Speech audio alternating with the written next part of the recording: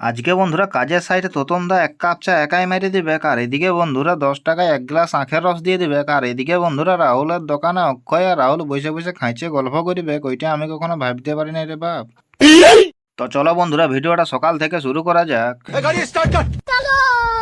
বন্ধুরা সকালবেলায় ঘুম থেকে উঠে নিয়ে দেখছি না আমাদের টাইমিং ঢালাইয়ের খাইছে রড নামিয়েছে। তারপর বন্ধুরা আমিও বেশি না দেরি করে প্রত্যেক দিনের মতো কোলগেট আর ব্রাশটা নিয়ে দাঁত গেলে আটু পাটু করে লগড়াতে লেগে গেল। मतलब वो अलग ही लेवल का बंदा था। তারপর বন্ধুরা আমার কেটিএমটা নিয়ে সজ্জা বাস স্ট্যান্ড দিকে বেরিয়ে গেল। বাস স্ট্যান্ডে আসে বন্ধুরা, তারপর সজ্জা আখরসওয়ালার কাছে আসে 10 টাকা অনলাইন করে দিয়ে এক গ্লাস আখের রস নিয়ে নিল।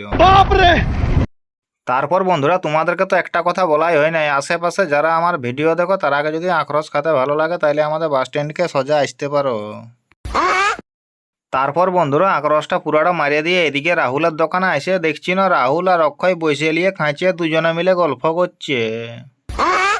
আর এদিকে বন্ধুরা অক্ষয় কাকু এসে নিয়ে আমার পেছনটায় দাঁড়ায় নিয়ে খাইছে, ছাতিটা লজ্জায় ঢাকা লিছে।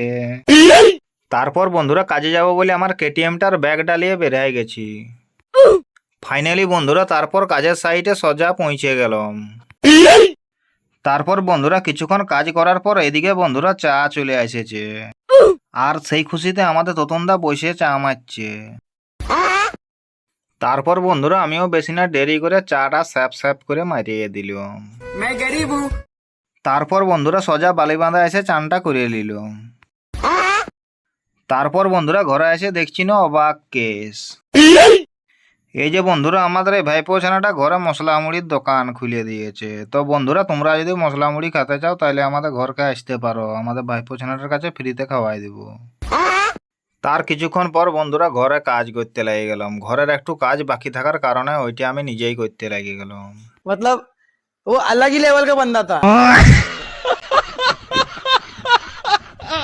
তারপর বন্ধুরা ভিডিওটা কেমন হয়েছে অবশ্যই তোমরা কমেন্ট করে জানাবে।